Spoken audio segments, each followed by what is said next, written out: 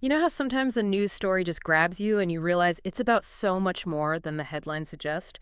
That's how I feel about what's unfolding right now in Hyderabad with this battle over a 400-acre piece of land in Conchagachibowli. It sounds local, but when you dig in, you see this incredible collision, development versus environment. Absolutely. Mhm. This isn't just about a patch of dirt, is it? It's like a microcosm of the challenges facing cities everywhere that are growing fast.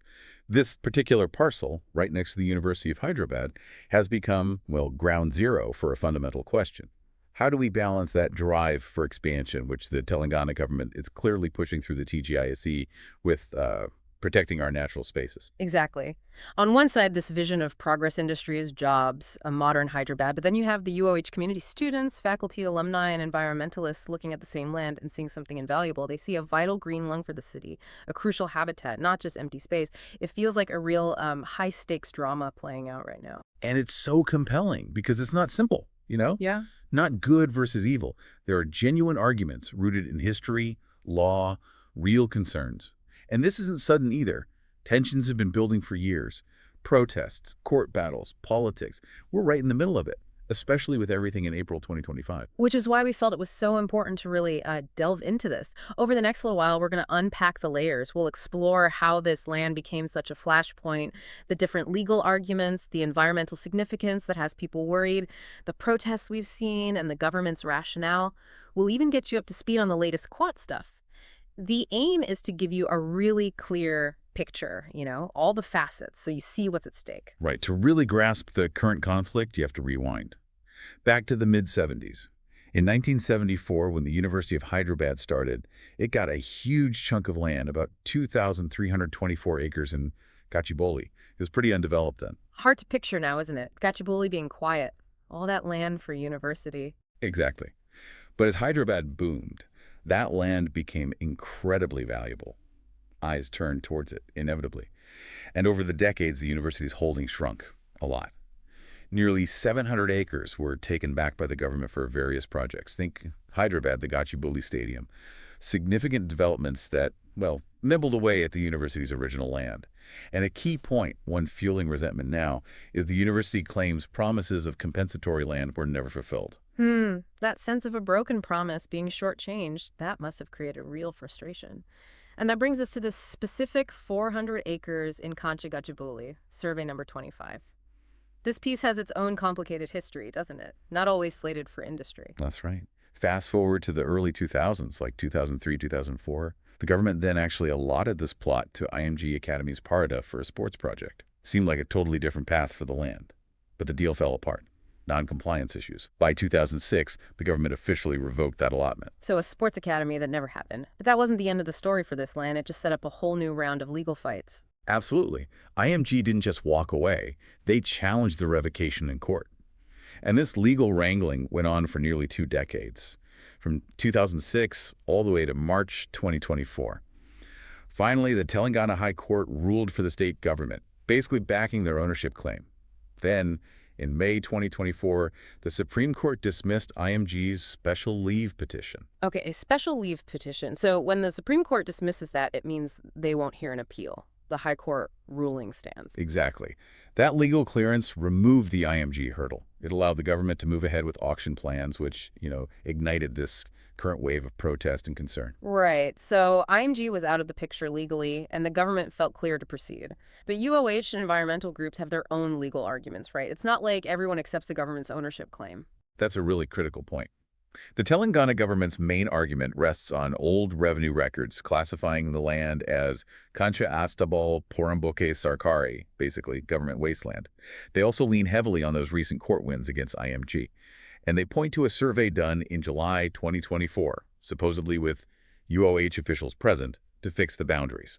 But the university sees it differently. What are their main counterarguments legally? UOH argues that despite land being taken over time, there was never a formal deed conveyance specifically transferring this 400-acre parcel out of their original grant. They maintain they've historically used the land for education and ecology, implying continuous connection. They also point to a 2022 High Court ruling by Justice Shamim Akhtar. While it didn't fully back UOH's broader claims, it also didn't explicitly say these 400 acres belonged only to the government. So UOH feels there's still legal ambiguity. It sounds like both sides are picking the legal points that suit them. And then the environmental activists bring in another layer entirely, focusing on conservation law. Exactly. They're invoking several key things. A big one is a 1996 Supreme Court ruling defining forest based on actual tree cover, not just revenue records. This is crucial because if the area has significant tree cover, it might legally be a forest, regardless of the wasteland tag. They also cite the Forest Conservation Act of 1980 requires central approval to use forest land for non-forest purposes. And finally, the Hyderabad Metropolitan Development Authority's 2023 Master Plan actually designates parts of this very area as conservation zones, suggests planned recognition of its value. So you have this tangled web revenue classifications, ecological definitions, past rulings, future plans. Wow. And speaking of the ecological side, let's get into why this 400 acres is so important environmentally. It's clearly not just empty land. Absolutely not. It's a documented biodiversity hotspot. Yeah. We're talking over 455 species of plants and animals recorded there. Imagine peacocks, various snakes, rare plants, all thriving in this urban pocket, a rich web of life. Paints a vivid picture, a thriving natural space inside a growing city. And it's not just living things, right? There are unique geological features, too. Yes, notable rock formations, like the mushroom rock. These aren't just scenic, they provide habitat. Plus, seasonal water bodies like Buffalo Lake and Peacock Lake, vital for biodiversity and groundwater recharge. So losing this land isn't just removing trees, it's disrupting an entire ecosystem, potentially losing species, damaging water resources. Which brings us to those really concerning reports. The recent deforestation evidence. Yeah, that satellite imagery from late April 2025, it's stark. Shows rapid, significant land clearing. It's triggered widespread alarm, obviously. Raises questions about irreversible loss of green cover in Hyderabad. And it seems to clash, doesn't it, with the state's own pledge to increase forest cover to 33%. They're currently around 24.35%. It's a troubling paradox, yeah. Pledging more green cover while clearing a significant green space. Now the government has an environmental management plan, an EMP. What's in it? And do experts think it's enough?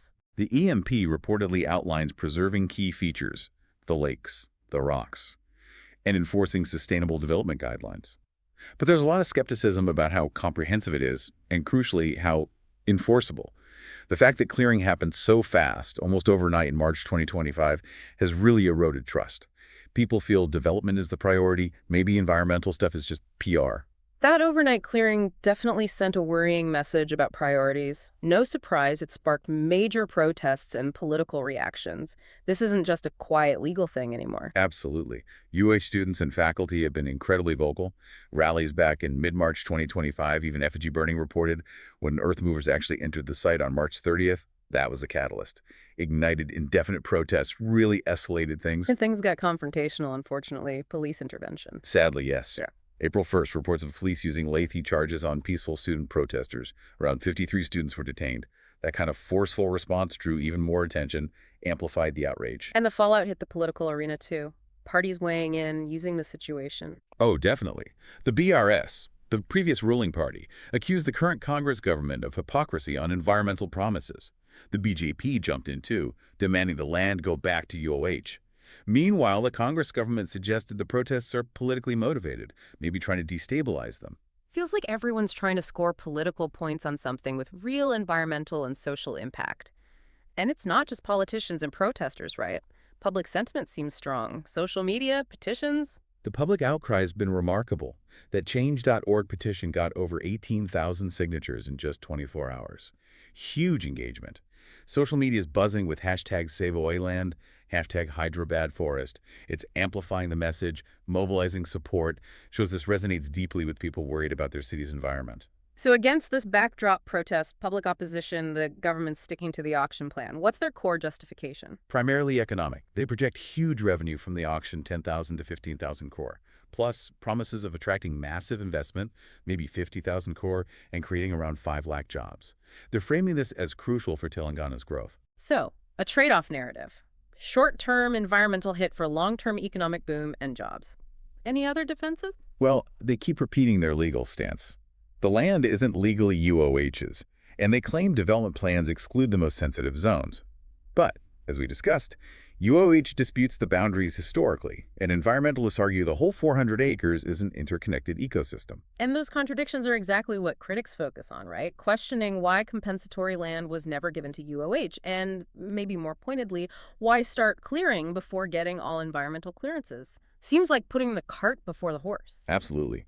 The sequence, especially the rapid clearing, fuels suspicion that environmental rules are being sidelined for economic speed. And as we touched on, the legal battle's far from over. We saw some big, fast moves in April 2025. Yes, the legal scene got really dynamic recently. April 1st, the Telangana High Court actually stepped in, ordered a temporary stop to deforestation on the site. That was significant. A temporary reprieve. And then the very next day, April 2nd, the Supreme Court also ordered a pause on clearing. Back-to-back interventions from top courts really underscore the seriousness of the concerns raised, shows the judiciary is watching closely. Definitely suggests the arguments from UOH and environmentalists have weight. And the government seems to be acknowledging this, at least publicly. That's right. On April 3rd, the chief minister formed a group of ministers, a JUM, specifically to negotiate with UOH. This could signal a shift towards dialogue, but, the actual outcomes remain to be seen. So bulldozers are paused, but the core conflict is very much alive, and the next potential turning point is soon. Indeed. The next High Court hearing is scheduled for April 7th, 2025. That'll be a crucial date to watch. Could give more clarity. This whole Concha Gachibowli thing really feels like a stark example of a much bigger challenge, doesn't it? This tension between urban growth and ecological preservation in fast-growing cities. Hyderabad's a prime case, but we see it everywhere. Precisely. Shrinking green cover and Hyderabad mirrors situations in, say, Bengaluru with its lake battles, or Mumbai and the airy forest issue. Vivid examples of tough choices, painful trade-offs in rapid urbanization, forces us to ask what kind of cities we want, what values we prioritize. And politically, for the ruling Congress party in Telangana, this could have real fallout.